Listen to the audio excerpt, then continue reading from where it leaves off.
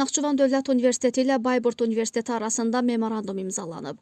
Naxçıvan Dövlət Universitetində Bayburt Universitetinin rektoru ilə görüş keçirilib. Görüşdə Naxçıvan Dövlət Universitetinin rektoru Elbrus İsayev və Bayburt Universitetinin rektoru Mutlu Türkmən iki ali təhsil müəssisəsi arasında əməkdaşlıq imkanlarını müzakirə ediblər.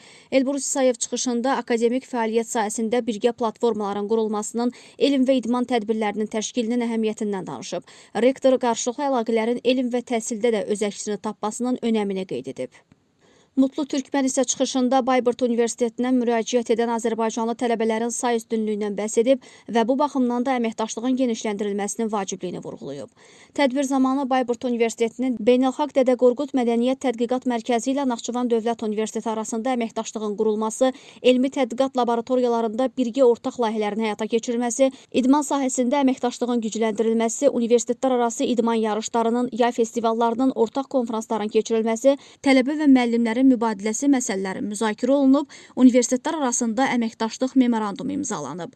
Sonda qarşılıqlı hədiyyələr təqdim edilib, xatirə şəkli çəkilib. Badəm Əliyeva, Fəxriyə Səyyadova, Musa Süleymanov, NDO xəbər.